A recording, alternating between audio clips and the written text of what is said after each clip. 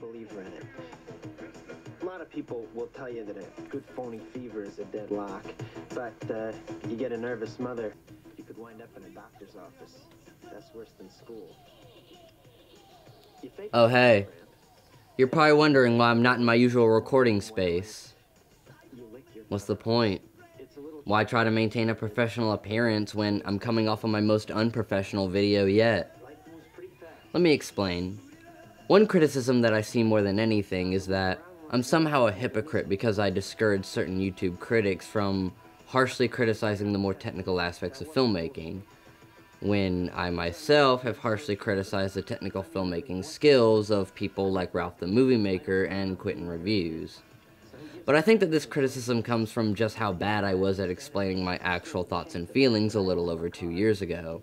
So to clarify, I don't think that these people should stop talking about films in this way simply because I don't like what they're saying. I just think that someone with minimal knowledge and experience with the technical aspects of filmmaking is stepping out of their element when attempting to discuss these aspects. Especially when they're talking about big-budget Hollywood productions where almost everyone involved with the technical aspects of these films has most likely dedicated years of their life to making sure that these technical aspects are good enough to where people in the industry actually want to hire them, which is more than can be said about 90% of these critics here on YouTube. When I critique these technical aspects, especially when I'm criticizing a film that was made by one of these YouTubers or some other small independent creator, I'm doing so from the perspective of an indie filmmaker. Indie film production is what I do, so I don't feel like I'm stepping out of line when I criticize other filmmakers for failing to live up to the technical standards that I myself had to learn to live up to in order to even get this far. And it's not like I'm pointing out these flaws to mock or berate them in any way. I'm only doing so in the hopes that it'll make them a better filmmaker in the future. That is to say that these flaws are even flaws at all, because what seems like a flaw in my eyes might not seem like a flaw in the eyes of someone else. But what good is it to try and defend myself now? In my last video, I stepped way out of line by critiquing the career path of Red Letter Media. I criticized their YouTube career for lacking diversity, and by doing so, I broke my own code of ethics. Because seeing as how I only have this many subscribers, I obviously don't make YouTube videos for a living. So I feel like I'm stepping out of my element when I attempt to criticize someone else's YouTube career, because what would I know about success here on YouTube? I'm an indie filmmaker, so I think it's best if I stay within that realm when making critical analysis videos. But it's too late now. The video's already up, and now there's nothing I can do but sit here and sulk. I don't even know why you bothered stopping by. I don't have any new content for you. I'm just gonna sit around and watch movies all day. Come on over.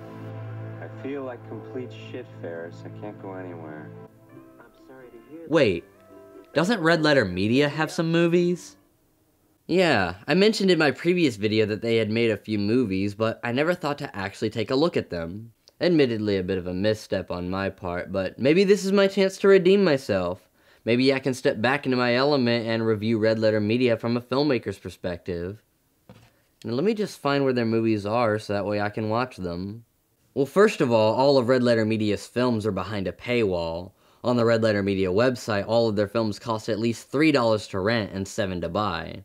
Now, I would just rent the films for this review, but renting a movie and recording footage of it is stealing, whereas buying a movie and recording footage of it is more socially acceptable stealing. So, get ready for my most expensive review yet. Let's start with Gorilla Interrupted. I mentioned this movie briefly in my last video, but didn't say much other than it was a low-budget B-movie, so allow me to go into further detail. Basically, aliens are coming to Earth to steal this weapon made by some loser in his basement, played by Jay Bauman. Good casting, by the way. This loser is named Dex, and he has two equally loserish friends named Sid, a British rocker stereotype played by Mike Stacklasa, and Ray, an alcoholic, played by Rich Evans. When these aliens get to Earth, they abduct Ray and zap him with a beam that makes him turn into a gorilla whenever he gets angry. This makes him the new target of a safari man named Jacob, who at first tries to kill Ray for being a man-beast, but eventually teams up with him and his friends to help stop the alien invasion. Now, if all of this sounds really stupid to you, that's because it is. But let's not be so quick to judge a book by its cover. I mean, lots of movies are kinda stupid. But stupid can be fun sometimes. I mean, it's no more stupid than The Toxic Avenger or Attack of the Killer Tomatoes. B-movies are allowed to be crazy and ridiculous. I'd much rather see a film fail at being ridiculous than see a film fail at being serious. Take another film I reviewed, for example, King Candy. Now, just like how King Candy was Ralph's first feature film, Gorilla Interrupted was Red Letter Media's first feature film. And I think the differences between them says a lot about how two films can both have equally as flawed production techniques, but still have different levels of entertainment value. First of all, King Candy is not a B-movie, at least not in the same way that Gorilla Interrupted is. King Candy comes off as Ralph's attempt at being Quentin Tarantino, where despite the goofy and bizarre story or setting, there's still a lot of very human drama that carries the story. This, however, doesn't work. And I don't fault Ralph for it too much, because he was still in high school when he made this movie, and it's far too often that I see high school filmmakers using Tarantino tropes and just fucking it up every time. Red Letter Media took a different route and pretty much went full B-movie. While there are elements of drama here and there, the majority of the film is played for laughs, and for this reason I find it a lot more enjoyable than King Candy. King Candy kept trying to get me invested in these long monologues, dramatic dialogue scenes, and shitty romance plots, without taking the time to really realize that its story was literally just about some high schooler cheating his school out of a little bit of spending money. So when Ralph puts on his serious face and tries to get all serious, regardless of his intentions, it really just comes off as cringy, for lack of a better term. And the story elements aren't the only thing that I think Gorilla Interrupted did better than King Candy. I think Gorilla Interrupted had better production value overall. Sure, the effects, if you can even call them that, are beyond cheap looking, but it's not like I'm any more aware that these aliens are just guys in rubber masks than I am that this monster is just a man in a rubber suit. B-movies just tend to be easier to suspend your disbelief for. Now, granted, there are a few things that I noticed right off the bat, like how Mike Staklaus's British accent sounds fake as fuck, and it's really distracting considering that he could have just done a more normal voice and it wouldn't have affected the character that much. Also, sometimes the aliens speak English, and other times they speak alien, I guess, and they have the subtitles at the bottom. And on multiple occasions, Rich Evans just walks into this guy's house unannounced, and I just kept thinking that if Rich Evans came into my house unannounced like that, he's getting a clip to the face, no questions asked. Not only that, but there's also this scene where he literally transforms into a gorilla right in front of his wife's face, and instead of, I don't know, killing him instantly like any sane person would, she's just like, oh, that's weird, and leaves him. Which is probably the chillest reaction to a violation of the natural order I've ever seen, next to the reaction that Mike has to seeing his drummer getting fucking vaporized. Despite all of this, I'd still say that Gorilla Interrupted was more well-made than King Candy, especially considering the fact that King Candy was made much later, and thus Ralph wouldn't have been hindered by the same obstacles that had most likely hindered Red Letter Media at the time. Like, Gorilla Interrupted looks like shit. The picture's in 4:3, there's pretty much no thought put into shot composition, and even less thought put into blocking techniques. But this is all somewhat excusable, because A, this is an independent B-movie, and B, it was shot in 2002 with a camera that was probably similar to this. This is a late 90s camcorder that shoots in standard definition on high-8 tape. King Candy was shot on an early 2010s DSLR that's capable of producing images that look like this. So, whereas Gorilla Interrupted has a reason to look like shit, King Candy, on the other hand, just looks like shit. Where Gorilla Interrupted truly suffers, however, is in the one place it ironically can't afford to: the comedy. That's what's so unfortunate about this. As a B-movie, Gorilla Interrupted is fine, but as a comedy, it really isn't that funny. Most of the jokes just don't land. None of the RLM members at this point in their careers have had enough experience to deliver jokes properly on camera. And even if they did, it's not like the jokes are all that well written to begin with. I mean, Rich Evans turns into a gorilla, and they make that one of the core elements of the movie, so you can just imagine what their sense of humor was like at this point in time. But I don't even like RLM's humor now, so maybe it's just me not liking RLM, but even when they try to do humor that's more in line with what typically makes me laugh, they still don't manage to get the execution right, like the mediocre slapstick throughout the movie. And I gotta say, for a film called Gorilla Interrupted, there isn't that much of the gorilla actually in it. I honestly think the aliens are more prevalent.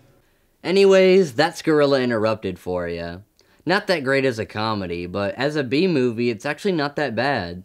I kinda wonder why Red Letter Media hate it so much to where when you buy it on the Red Letter Media website, you get access to the documentary that they made about it called How Not to Make a Movie, where the opening line is literally, Gorilla Interrupted was a horrible mistake. talk about disowning an old project. but it kinda makes me wonder, if they hate it so much, then why are they still charging people money to watch it? Next on the list is The Recovered. Now let me ask you something. What is it that Red Letter Media is best known for? That's right, their comedy! So naturally the best move for a group of comedy writers, given their opportunity to work with famous B-movie actress and scream queen Tina Krause, is to do a completely serious, atmospheric horror film with pretty much no comedy whatsoever. Well, that's a lie. It is pretty comedic watching Tina try to open this locked chest without any tools.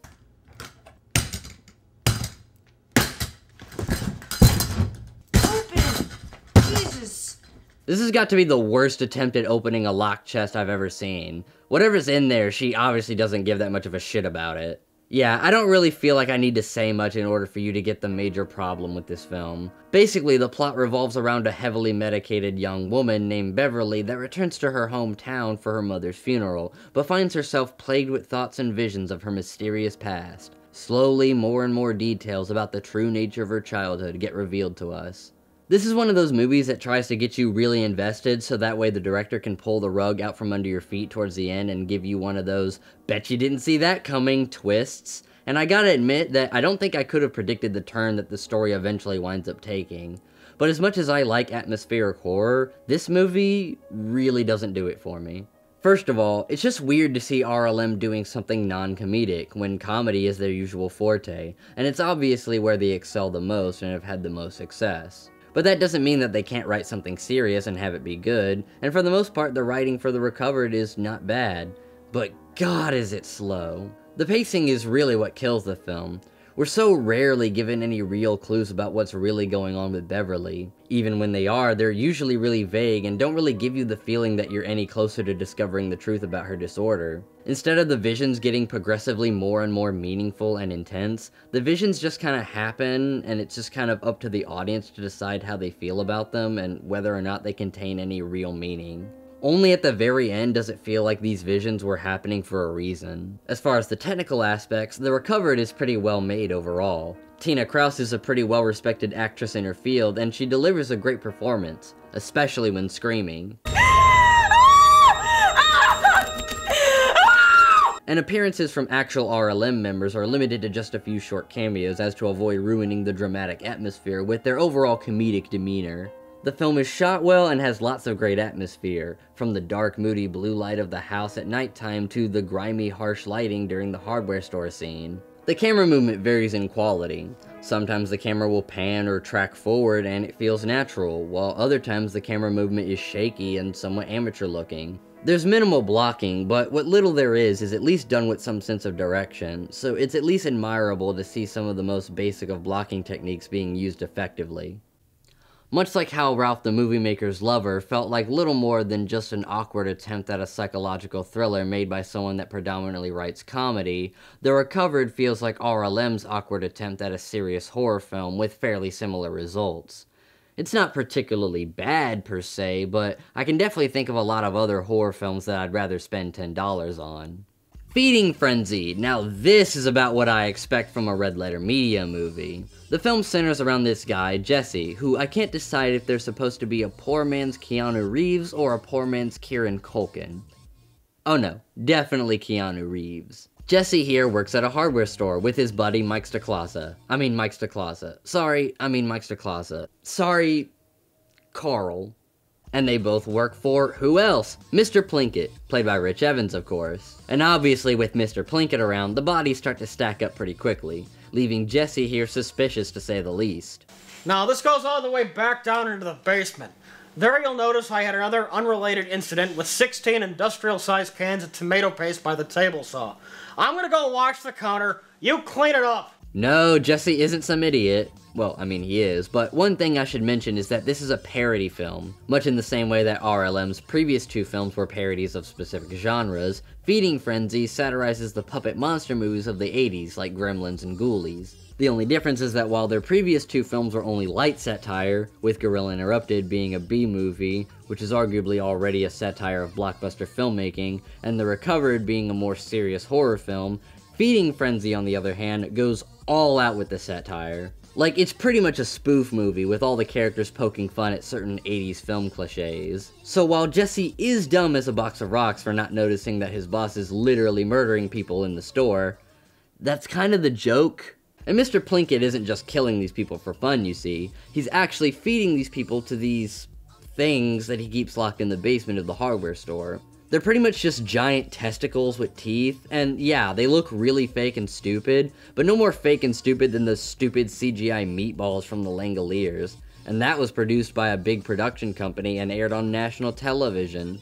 And unlike these things, the Langoliers were actually supposed to be taken seriously. That's actually one of the best things about this film. It hardly ever takes itself seriously. Almost every opportunity for a character to be rational and reasonable is thrown out the window in favor of an opportunity to do something funny instead.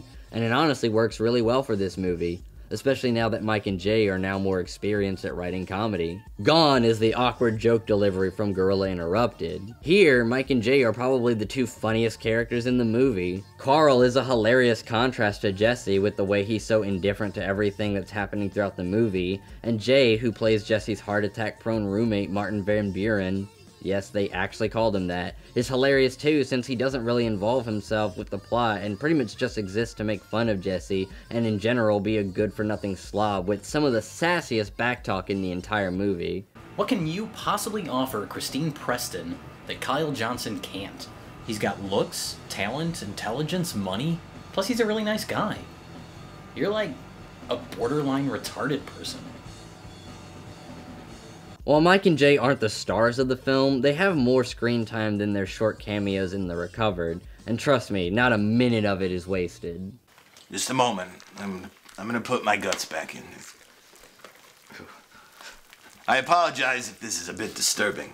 Honestly, the balance of comedy, action, and independent movie magic here is so on brand for RLM that you could honestly just call this film Red Letter Media the movie and it wouldn't be too far off. This really is about what I expect from a Red Letter Media movie, and if you're an RLM fan, then this is a must-see. Even if you don't like RLM, I'd still say that you should give this movie a shot, because it's honestly just a funny satire film with a lot of indie film charm. At last, we have the grand finale, RLM's biggest film project to date, Space Cop. Much like Gorilla Interrupted, we once again have Rich Evans as our star, the titular Space Cop, who, while chasing down some space criminals, I don't know, accidentally gets stuck in the year 2007 after being sent back in time from the year 2058.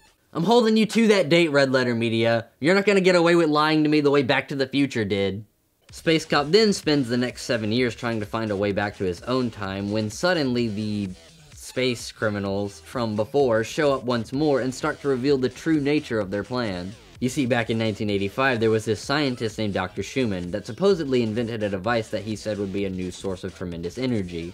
But actually, the scientist plans on using the device to wipe out the human race for the betterment of all other life on Earth. I'm sorry, this guy's the villain? That's right, but unfortunately he's assassinated before the device can be completed. Now, here in the year 2015, aliens have disguised themselves as a company that produces metal alloys, when in reality they're stealing 24-karat gold to use to power the machine and bring about the end of the world. So it's up to Space Cop to stop them. Only he can't do it alone. During a shootout in the lab where they're keeping Dr. Schumann's preserved brain, the aliens wind up freeing several cryogenically frozen people in their attempt to steal Schumann's brain. One of these people is Detective Ted Cooper, a detective that was frozen back in the 40s. After being set free, he then teams up with Space Cop and then... Wait. This is a buddy cop movie? We're like, what, 30 minutes in and suddenly it's a buddy cop movie? To give you an idea of how jarring this is in terms of pacing, let's compare Space Cop to one of the greatest buddy cop films ever made, Rush Hour. 30 minutes into Rush Hour and we're seeing Chris Tucker show Jackie Chan hip-hop music in his car. This is after he's already been in the movie for about 10 minutes, and before that they were referencing him constantly. Here, not only does the buddy cop formula come in late, but it's sort of just dropped into your lap, since Ted Cooper is never mentioned before he gets unfrozen. Now, you might say that it's not fair to compare Space Cop to one of the greatest comedy films ever written, but keep in mind that I'm only comparing the pacing, which isn't as dependent on the budget as some of the other aspects of the film. A film's pacing can be improved pretty much for free by just writing a tighter script. The writing in Space Cop doesn't seem to be that tight at all. In fact, there's probably a lot of scenes that could have just been removed altogether. Like this opening scene could have been cut since it doesn't really further the plot along any. But since it at least does its purpose of establishing what exactly Space Cop is like and what he does exactly, I'm willing to give it a pass. But some other scenes I'm not so forgiving of how pointlessly time-consuming they are.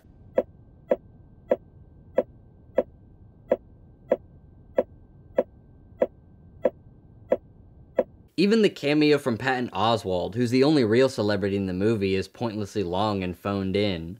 Like, literally phoned in. He's on the phone with Space Cop the entire time. And it's not really funny in my opinion, because most of it is just a joke about how he doesn't know how the video phone works. If I'm seeing him, does he see me? Because he's still on the screen. You have to swipe right. Swipe right on, just on the, do I have to touch the screen? Now, Patton Oswalt is a pretty funny guy, so it's a bit disappointing to see him not really bringing the laughs with this one. The scene where Space Cop fucks up a hostage situation could have been cut as well, since we've already seen Space Cop fuck up a hostage situation at the very beginning, less than 20 minutes ago. But at least this one leads to him getting scolded by probably the best actor in the entire movie. You allowed a baby to be boiled alive? You killed the perp and his wife? You killed everyone in the house!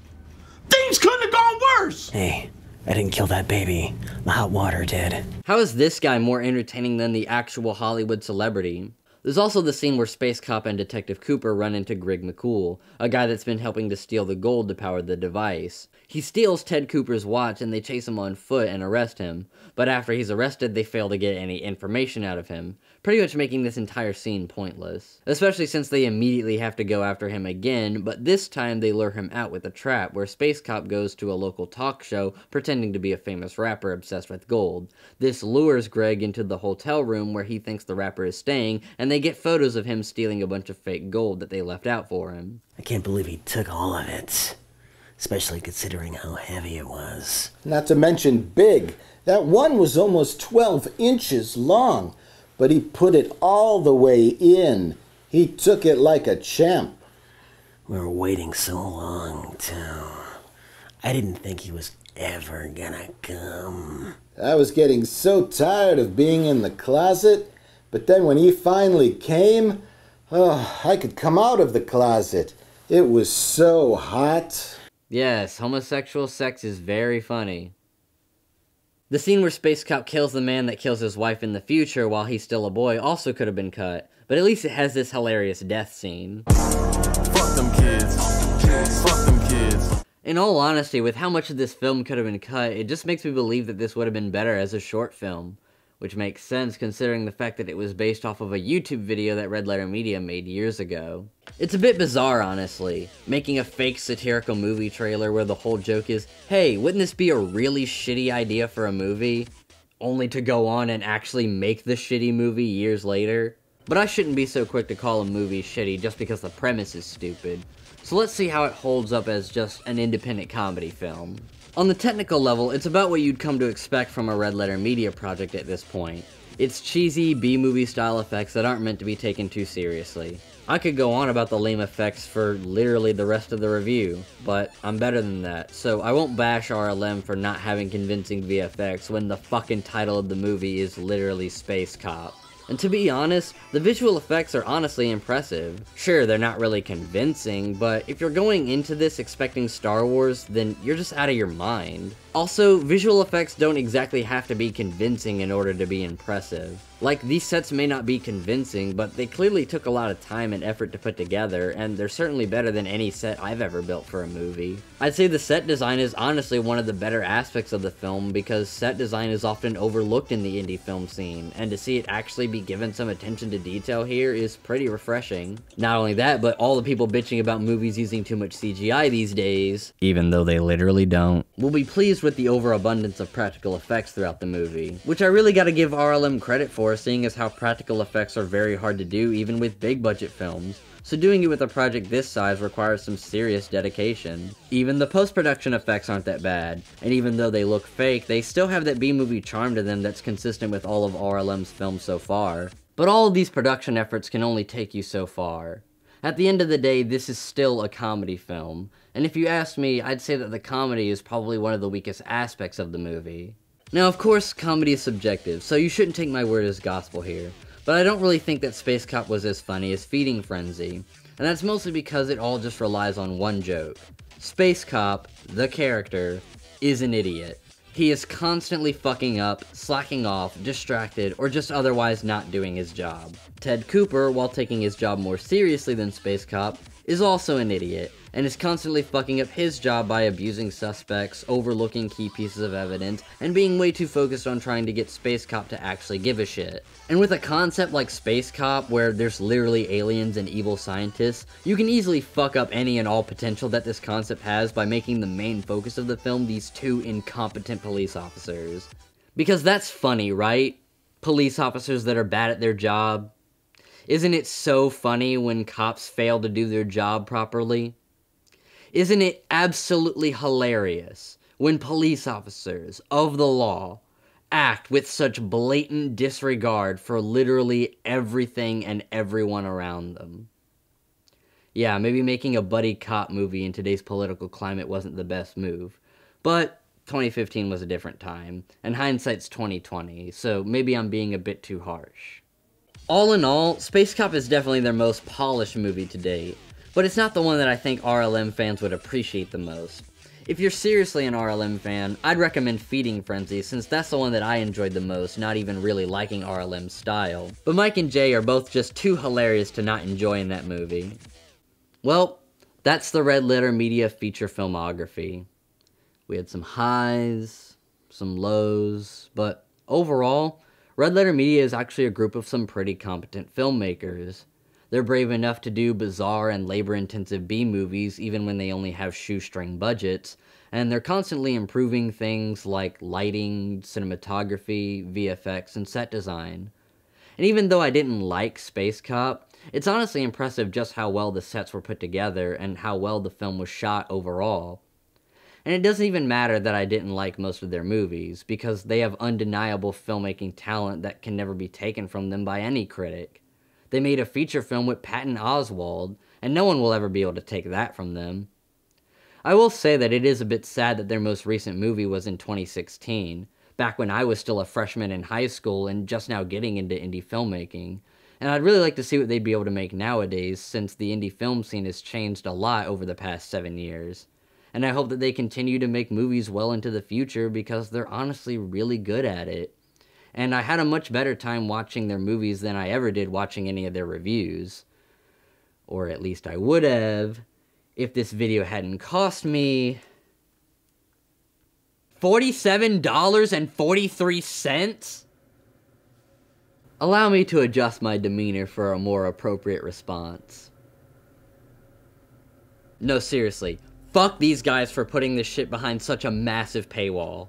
I get that it's Red Letter Media, YouTube's indie film darlings, but how could you possibly justify charging over $10 just to see Gorilla Interrupted? I mean, sure, you get the how not to make a movie documentary included with your purchase. Oh, how mighty fucking generous. How about just have Gorilla Interrupted free to watch on YouTube and put the documentary behind a paywall instead? What, you think no one would buy it? As if anyone wants to fucking buy Gorilla Interrupted! Say what you want about King Candy. God knows I sure did. At least Ralph had common enough sense to make it free on YouTube. I shouldn't have to pay $10 just to watch what is essentially a VHS home movie of a bunch of grown men playing dress-up, when I can go watch Darius Britt's award-winning film Unsound for free right here on YouTube. As for the rest of their movies, I can actually see the point of putting them behind a paywall, but why are they all $10? If you get them without the bonus features, they're only $7, but why not have the pricing be based on how old the film is?